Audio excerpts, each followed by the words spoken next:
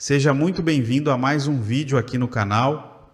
Hoje vamos conhecer um dos eventos mais importantes do cristianismo, o Concílio de Nicéia.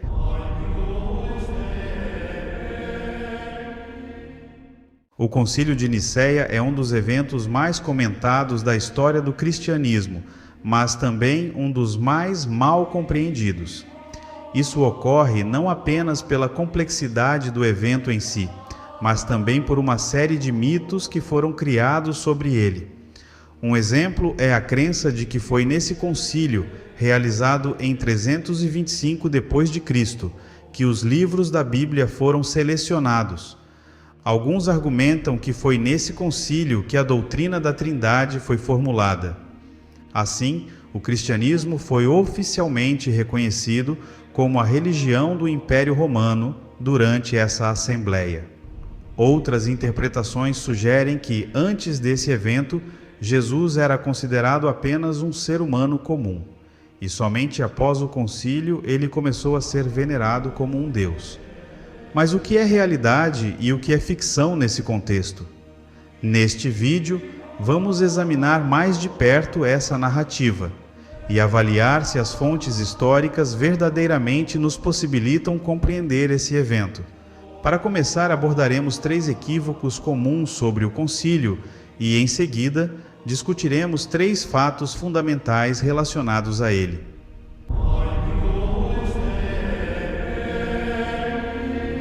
O primeiro grande equívoco sobre o Concílio de Nicéia que poderíamos mencionar é a ideia de que ele teria estabelecido o cristianismo como a religião oficial do Império Romano.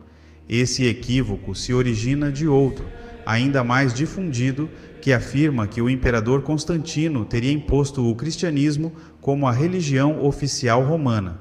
Na realidade, esse mal-entendido parece misturar 2 eventos distintos, um ocorrido antes do concílio e outro ocorrido depois.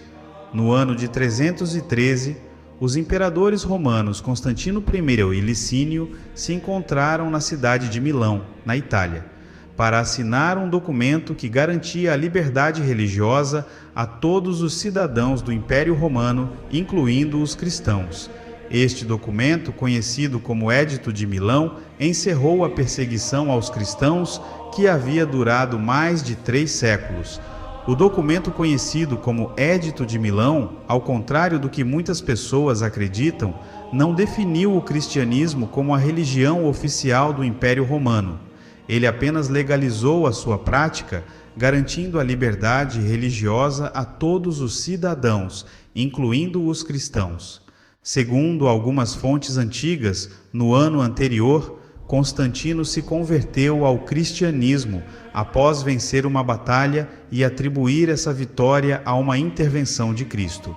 No entanto, isso não significava que seus súditos precisassem seguir sua decisão, ou seja, sua conversão ao cristianismo. Somente em 380, mais de 40 anos após a morte de Constantino e 55 anos após o Concílio de Nicéia, é que o cristianismo foi oficialmente reconhecido como a religião do Império Romano, por meio do decreto do imperador Teodósio I. Podemos afirmar que o Concílio de Nicéia, em 325, não legalizou o cristianismo, pois essa ação já havia sido realizada por Constantino em 313. Além disso, o concílio não definiu o cristianismo como a religião oficial, uma vez que essa oficialização ocorreu posteriormente, em 380, pelas mãos de Teodósio, e não por Constantino.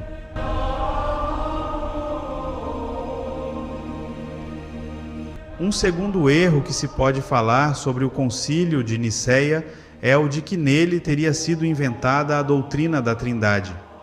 Esse é um mal-entendido que não está tão longe assim dos fatos, mas ainda assim é um mal-entendido. A doutrina da Trindade, que afirma que Deus é uma unidade composta por 3 pessoas divinas, Pai, Filho e Espírito Santo, já era ensinada por alguns cristãos desde o século II. No entanto, a doutrina ainda não era universalmente aceita, e havia uma grande variedade de interpretações sobre ela. Mas o que aconteceu ali não foi exatamente a invenção dessa doutrina. Na verdade, desde os primeiros séculos, muitas ideias diferentes sobre a relação entre Deus, Pai, Filho e Espírito Santo já circulavam entre os cristãos. Desde os textos do Novo Testamento, encontramos referências a esses três nomes juntos, como na instrução de batizar em nome do Pai, do Filho e do Espírito Santo. É importante notar que o Concílio de Nicéia não inventou a doutrina da Trindade. A doutrina já existia há séculos, mas o concílio ajudou a estabelecer uma definição oficial que foi aceita pela maioria dos cristãos. Clemente de Roma, um autor do primeiro século, escreveu o seguinte: não temos um Deus, um só Cristo e um só Espírito gracioso? O bispo Inácio de Antioquia, no início do segundo século, também chamou sua comunidade à obediência a Cristo e ao Pai e ao Espírito Santo. No entanto, até então, de fato, não havia uma elaboração tão sofisticada sobre a especificidade da relação entre Pai, Filho e Espírito Santo. Foi apenas a partir de meados do século II que essa discussão começou a tomar uma forma mais filosófica, baseada inclusive em vários conceitos da filosofia grega. Justino Mártir, por exemplo, já afirmava que o Pai e o Filho são da mesma substância, mas são faces diferentes. Tertuliano de Cartago, por sua vez, também fala de uma única substância divina, mas de três instâncias ou três pessoas divinas.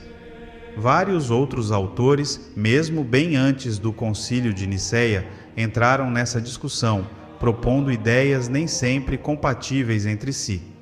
E foi justamente um conflito específico dentro dessa discussão que motivou a convocação do Concílio de Nicéia. Antes, precisamos falar sobre o terceiro e maior mito de todos sobre o Concílio de Nicéia, que é o mais difundido e o mais distante da realidade.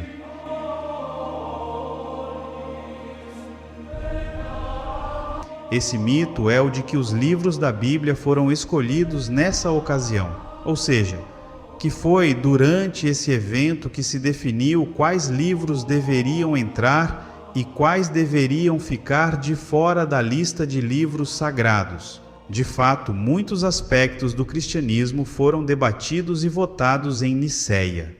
Isso é sabido porque o Conselho gerou vários documentos, como cartas e súmulas de definições, que foram mencionados por autores da época e, por isso, sobreviveram ao efeito destrutivo do tempo. Geralmente, os documentos originais são perdidos, inclusive os do Concílio de Nicéia. E isso é comum na história antiga. No entanto, temos cópias desses documentos ou resumos deles, e também o testemunho de alguns homens que participaram diretamente do concílio e escreveram sobre ele, como Eusébio de Cesareia, Atanásio de Alexandria e Eustácio de Antioquia. Esses registros antigos, que são nossas fontes para entender o que aconteceu no Concílio de Nicéia, falam de uma infinidade de coisas que foram definidas nesse evento.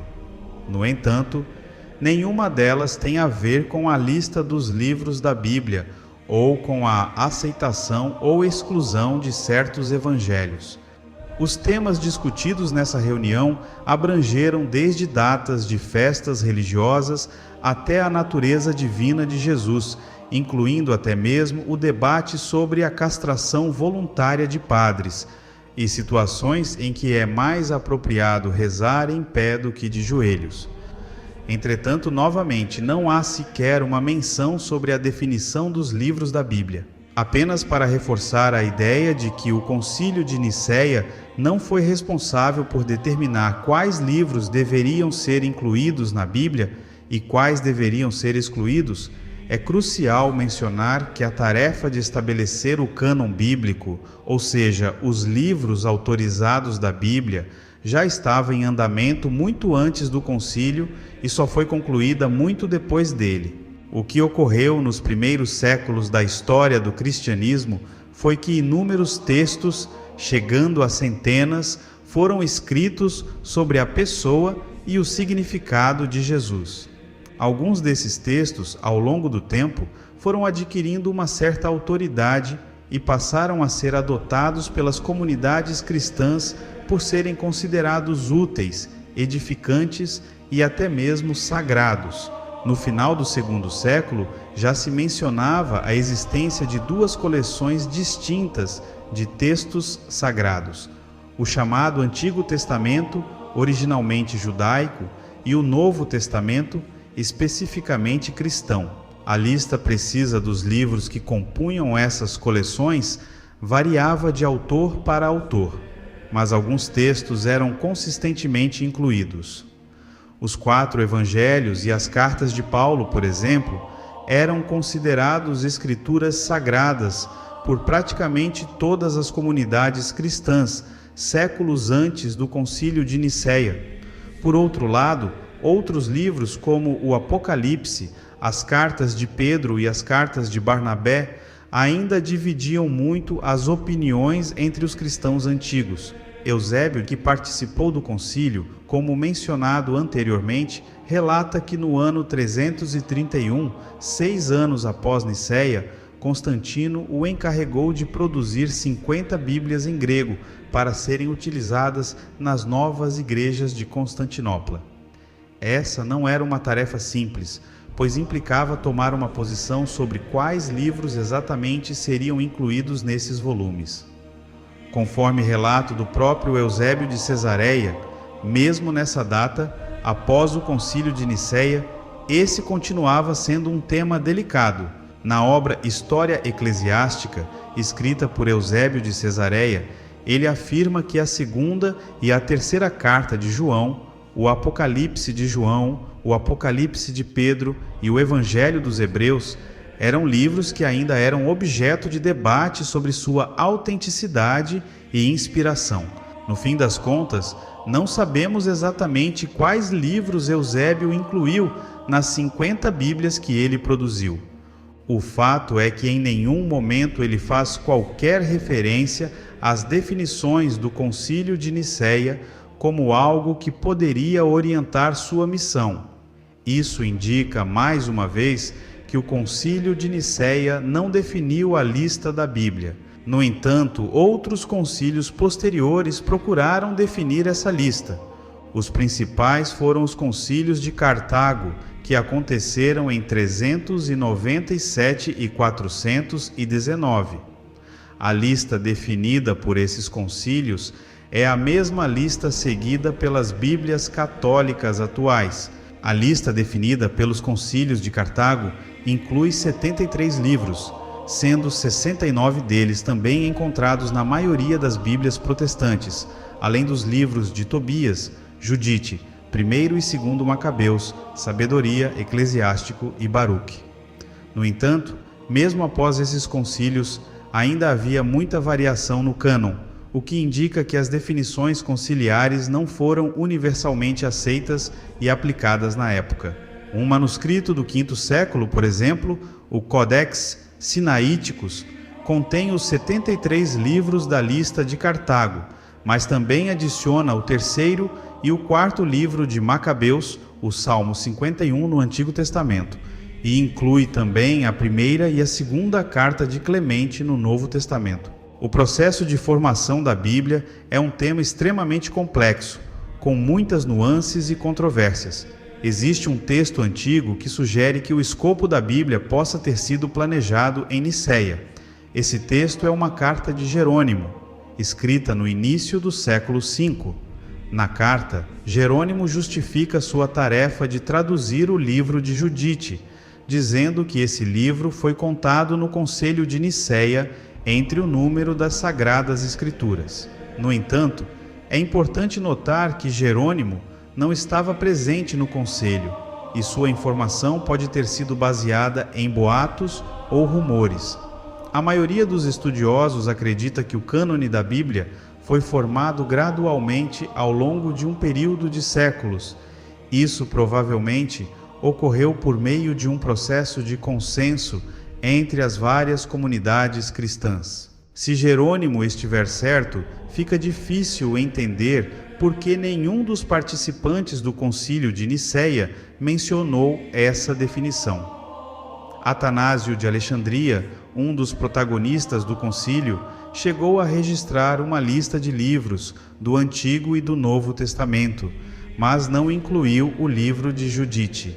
Ele menciona o livro de Judite, dizendo que ele é lido, mas que não deve ser contado entre as Escrituras Sagradas. Se o Concílio de Nicéia não foi convocado para definir os livros da Bíblia, nem para inventar a doutrina da Trindade, nem para oficializar o cristianismo como religião oficial do Império, então para que foi que ele foi convocado? Aqui podemos começar a falar sobre o que de fato aconteceu no concílio. Podemos dividir isso em 3 questões.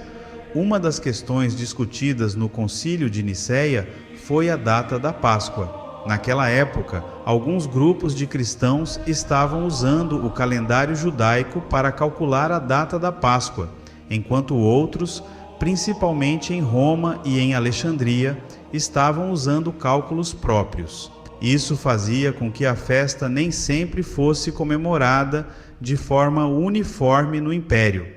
Para buscar essa uniformidade da prática cristã, o Concílio de Nicéia definiu que os cálculos da data da Páscoa deveriam ser independentes do calendário judaico e acertados consensualmente entre as igrejas. O concílio não chegou a definir exatamente qual seria a data e nem quais os critérios, mas sim que essa uniformidade deveria ser buscada a partir de então. Outra atividade secundária do Concílio de Nicéia, que também tem a ver com a questão da uniformidade de fé e prática cristã, foi definir algumas normas internas da Igreja, chamadas de cânones. Elas regulavam principalmente a vida do clero, impedindo, por exemplo, que atuassem fora de uma determinada localidade ou que vivessem com mulheres, a não ser que fossem suas esposas ou parentes. Vale a pena ler alguns dos cânones diretamente da fonte, apenas para ter uma noção melhor da especificidade de alguns deles. O primeiro cânone, por exemplo, diz o seguinte: se alguém foi operado por cirurgiões por causa de uma doença ou foi castrado por bárbaros, pode permanecer no clero. No entanto, se alguém em perfeita saúde se castrar, deve ser excluído do clero. E daqui em diante, nenhuma pessoa desse tipo deve ser promovida. O 17º cânon também é bastante curioso. Ele diz o seguinte: o Grande e Santo Concílio considera justo que, após este decreto, qualquer um que seja encontrado recebendo usura, seja por meio de transação secreta ou de outra forma, como exigir a totalidade do dinheiro e mais a metade, ou seja, os juros, ou usando qualquer artimanha por apego ao sujo lucro, seja deposto do clero e seu nome seja riscado da lista. O 20º cânon diz o seguinte: visto que há pessoas que se ajoelham no dia do Senhor e nos dias de Pentecostes, para que todas as coisas sejam vistas uniformemente em todos os lugares, em cada paróquia, parece bem ao Sagrado Concílio que a oração seja feita a Deus estando em pé. Este é um cânon que regula a postura corporal da pessoa nesses dias específicos em relação às orações. Contudo, o principal motivo original da convocação do Concílio de Nicéia foi a controvérsia ariana. E nada foi mais importante do que essa discussão. E para entender tudo isso, precisamos voltar à cidade de Alexandria, no Egito, porque foi lá que começou uma polêmica muito acirrada sobre a natureza de Cristo e sua relação com Deus Pai. Ário, um sacerdote de Alexandria, acreditava que Cristo era um ser criado por Deus Pai. Essa crença era contrária à crença da maioria dos cristãos, que acreditavam que Cristo era co-igual e co-eterno com Deus Pai. A controvérsia ariana dividiu a igreja cristã. Em 325, o imperador Constantino I convocou o Concílio de Nicéia para tentar resolver a controvérsia. o Concílio de Nicéia aprovou o Credo Niceno, que afirmava que Cristo era de uma só substância com o Pai. Essa afirmação foi um triunfo para os cristãos que acreditavam na divindade de Cristo. No entanto, o bispo de Alexandria, Alexandre, defendia que o Filho havia sido gerado pelo Pai, mas não criado. Segundo Alexandre, a geração do Filho era algo da natureza eterna do Pai. Portanto, o Pai sempre foi Pai e o Filho sempre foi Filho eternamente. No entanto, Ário não concordava com essa afirmação. Para ele, se o Filho foi gerado, houve um tempo em que ele não existia. Ário até considerava que o Filho era o primogênito de toda a criação, como diz a Epístola aos Colossenses, que todas as outras criaturas foram feitas por meio dele. Ainda assim, Ário acreditava que o Filho era, de certa forma, uma criatura. A substância do Filho não era a mesma do Pai, mas sim uma substância criada a partir do Pai. O Filho era divino, era Deus, mas, como diz o Evangelho de João, o Pai é maior do que o Filho. O bispo Alexandre, por outro lado, considerava que o Filho era coeterno e consubstancial com o Pai. Ele respondia às instruções bíblicas de Ário, dizendo que o Pai e o Filho são um, como diz o Evangelho de João, e que a palavra, que é o Filho, é Deus, como também diz o Evangelho de João. Essa disputa específica em Alexandria estava causando uma perturbação sem precedentes e dividindo não só os cristãos da região em partidos rivais, mas também os cristãos de outras regiões do império. Por causa disso, o imperador romano Constantino decidiu intervir, indicando um mediador para resolver esse atrito. O primeiro mediador indicado foi o bispo Ósio de Córdoba. No ano 323, Ósio começou a fazer as primeiras tentativas para resolver o problema, mas não teve muito sucesso. 2 anos depois, foi tomada uma medida mais radical: a convocação de uma reunião geral dos bispos de todo o mundo conhecido naquele tempo, que era basicamente o território do Império Romano. Naquela época, essa assembleia tinha a responsabilidade de estabelecer definitivamente qual era a opinião correta. O foco era a ortodoxia em relação às discussões doutrinárias sobre a natureza e a relação entre o Pai e o Filho. Essa reunião de bispos foi a primeira Assembleia Universal ou Ecumênica da Igreja, ocorrendo na cidade de Niceia, na atual Turquia. Foi nesse contexto que surgiu o nome Concílio Ecumênico de Niceia. De acordo com fontes antigas, aproximadamente 1.800 bispos foram convocados para ir até a cidade de Niceia, com todas as despesas pagas pelo imperador. No entanto, apenas cerca de 250 a 300 acabaram participando efetivamente. Ao final do processo, todos, exceto 2 bispos, concordaram com a posição de Alexandre de Alexandria, que defendeu a eternidade do Filho e a consubstancialidade entre Deus Pai e Deus Filho. O arianismo, por sua vez, foi rotulado como uma heresia pelo concílio. Ário e os 2 bispos que permaneceram alinhados com sua doutrina foram excomungados pela Igreja e exilados pelo imperador. Foi elaborada uma declaração de fé para resumir e afirmar a nova posição ortodoxa da Igreja, sendo esse credo conhecido como Credo Niceno. Ele diz o seguinte: cremos em Deus Pai Todo-Poderoso, Criador de todas as coisas visíveis e invisíveis, e em um só Senhor, Jesus Cristo, o Filho de Deus, gerado unigênito do Pai, isto é, da substância do Pai, Deus de Deus, luz da luz, Deus verdadeiro de Deus verdadeiro, gerado, não feito, consubstancial ao Pai. Por ele todas as coisas foram feitas, tanto no céu quanto na terra. Ele, por nós, homens, para nossa salvação, desceu, encarnou-se e tornou-se homem, padecendo e ressuscitando no 3º dia e subindo aos céus. Ele virá para julgar os vivos e os mortos. Cremos no Espírito Santo E aqueles que afirmarem que houve um tempo em que o Filho de Deus não existia, ou que antes de ser gerado não existia, ou que ele foi criado do que não existia, ou que ele é de uma substância ou essência diferente do Pai, ou que ele é uma criatura sujeita a mudança ou transformação, todos os que pensarem assim serão amaldiçoados pela Igreja Católica. O concílio abordou outras questões cruciais, como a proibição da poligamia e a definição do comportamento adequado para bispos, presbíteros e outros membros da Igreja, destacando-se a excomunhão diário.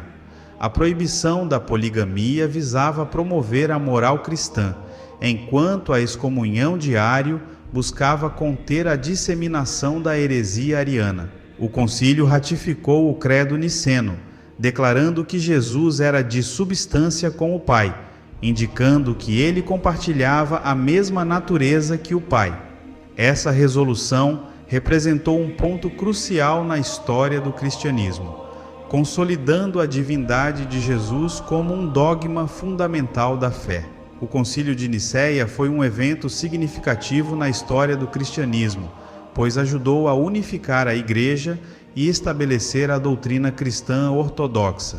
E todas as decisões tomadas nesse concílio são importantes para o cristianismo até nos dias de hoje,